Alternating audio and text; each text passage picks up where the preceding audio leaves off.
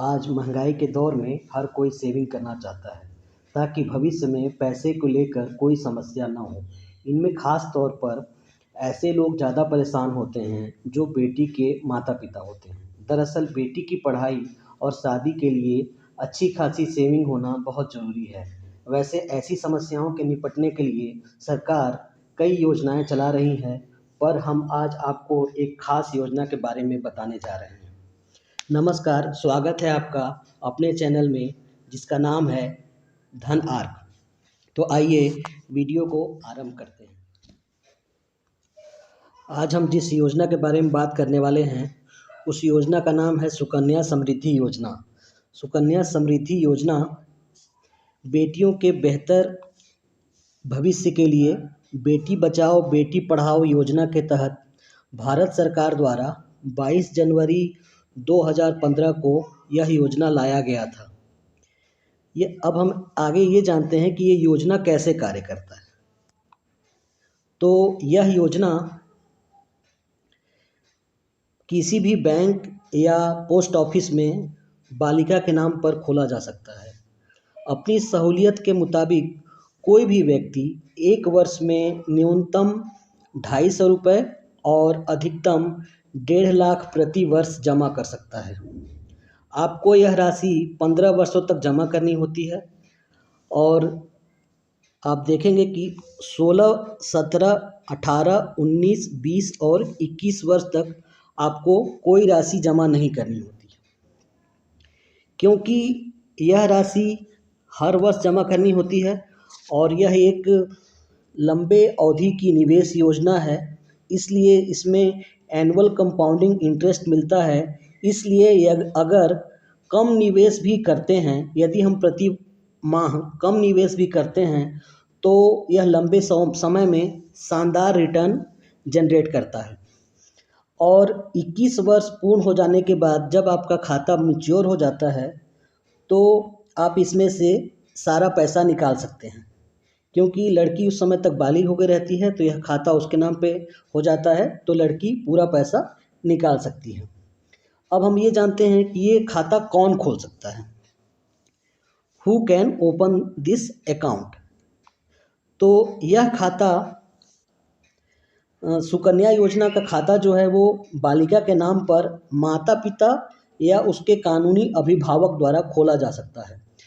Account खोलते समय बालिका की न्यूनतम जो उम्र है वह 10 वर्ष से कम होनी चाहिए। ठीक है, जो उसमें अकाउंट खोलता है बालिका, क्योंकि बालिका के नाम पे खोला जाएगा इसलिए वो अकाउंट होल्डर होगी और जो गार्जियन होगा वो उसमें डिपॉजिटर हो जाएगा। और यह जो पूरा खाता है ये आपका डिपॉजिटर द्वारा ही लड़की के बालिग होते तक खोला जा सकता है। अब हम ये जान लेते हैं कि हमें कितने खाते खोले जा सकते हैं। तो यह एक बालिका के लिए एक खाते खोले जा सकते हैं और एक परिवार में अधिकतम 2 खाते खोले जा सकते हैं।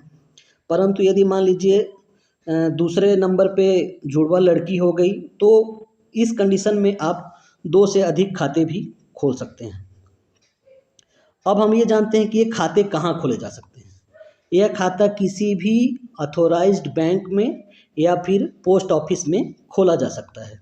अब ये जानते हैं कि इसमें क्या क्या डॉक्यूमेंट का रिक्वायरमेंट होता है। तो सबसे पहला तो बर्थ सर्टिफिकेट चाहिए और दूसरा है आइडेंटिटी प्रूफ ऑफ पेरेंट्स और एड्रेस प्रूफ। 2 चीज़ ये चाहिए रहता होता है। अब डिपॉजिट लिमिट के बारे में बात करते हैं। डिपॉजिट लिमिट के बारे में जैसा कि मैंने पहले ही बताया था कि न्यूनतम 250 रुपये और अधिकतम 1.5 लाख रुपए जमा किया जा सकता है। तो अब ये जानते हैं कि इसमें डिपॉजिट पीरियड क्या है। डिपॉजिट पीरियड के बारे में हम पहले बताए थे कि 15 साल तक आपको जमा करना है और 16वें साल से 21वें साल तक आपको कोई राशि जमा नहीं करनी है, केवल कंपाउंड होने देना है। ठीक है। और हाउ टू डिपॉजिट, तो सिंपल सा बात है कि आप कैश डिपॉजिट कर सकते हैं, चेक डिपॉजिट कर सकते हैं, डीडी के माध्यम से भी कर सकते हैं। आजकल ऑनलाइन ट्रांसफ़र हो रहा है तो आप ऑनलाइन ट्रांसफ़र भी कर सकते हैं। मैच्योरिटी पीरियड मैंने पहले ही बताया कि मैच्योरिटी पीरियड 21 साल में हो जाएगी। ठीक है। लोन फैसिलिटी लोग पूछते हैं कि लोन फैसिलिटी इसमें है कि नहीं, तो फिलहाल इसमें कोई लोन फैसिलिटी नहीं है। पासबुक किस प्रकार का होगा, तो सबसे पहले अकाउंट होल्डर का नाम लिखा रहेगा जो कि बालिका रहेगी, किस दिन अकाउंट ओपन हुआ है ये देखा जाएगा, यहाँ लिखा हुआ होगा, आप देख सकते हैं। फिर लड़की के नाम पे लिखा रहेगा, लड़की का कब है जन्म तिथि ये लिखा रहेगा, एड्रेस लिखा रहेगा, गार्जियन का नाम लिखा रहेगा, उसके बाद उसका क्या संबंध है वो लिखा रहेगा। इस प्रकार पासबुक में सारी जानकारी रहेगी। अब एक बहुत ज़रूरी बात आता है कि इसमें ब्याज दर कितना होगा।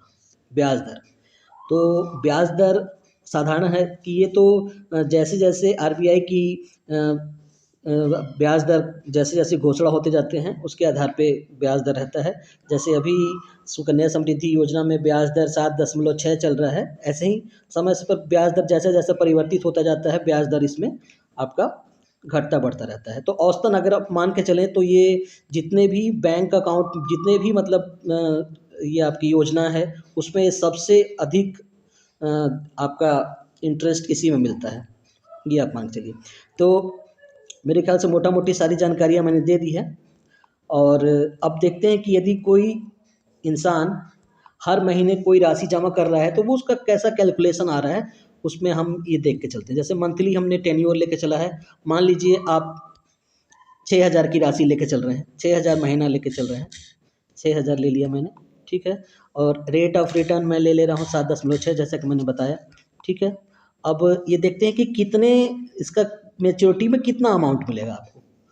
तो आप देख रहे हैं कि मैच्योरिटी में आपको 30,62,000 का एक अच्छा खासा अमाउंट आपका मिल रहा है। 30,62,000 का अमाउंट मिल रहा है, 30,62,000, ये देखिए 30,62,000 का अमाउंट मिल रहा है। और आपने कितना जमा किया, टोटल डिपॉजिट आपने किया है 10 लाख,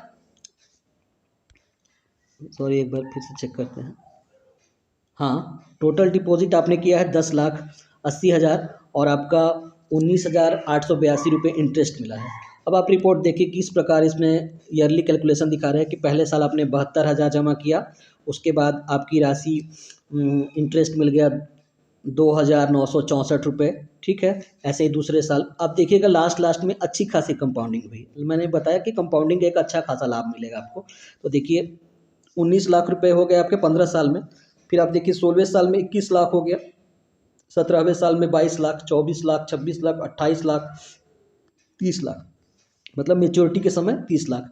देखिए आप शुरू में कंपाउंडिंग आप देखेंगे तो लास्ट में ये कंपाउंडिंग ज़्यादा हो रहा है। अगर इसको आप रिपोर्ट देखेंगे, मैं आपको एक चीज़ दिखाता हूँ कि विड्रॉल फैसिलिटी का क्या है। विड्रॉल फैसिलिटी में आप देखेंगे जब इसमें एक हायर एजुकेशन के लिए भी एक विड्रॉल किया जा सकता है, तो आप देखेंगे जैसे कि इसमें 18वें साल पे विड्रॉल दिखा रहा है कि आप 11 लाख रुपए विड्रॉल कर सकते हैं। मान लीजिए कि आपकी बेटी हायर एजुकेशन में एडमिशन होता है उसका, और मान लीजिए उसकी फ़ीस है 10 लाख रुपए, तो ऐसा नहीं इसमें कि 11 लाख निकाल सकते हैं, तो आप इसमें पूरा 11 लाख नहीं निकाल पाएंगे, जितना उसका फ़ीस का अमाउंट होगा उतना ही आप निकाल पाएंगे। तो ये है सुकन्या समृद्धि योजना। मैं चाहूँगा कि आप अपनी बेटी के बेहतर भविष्य के लिए इस योजना का लाभ लें।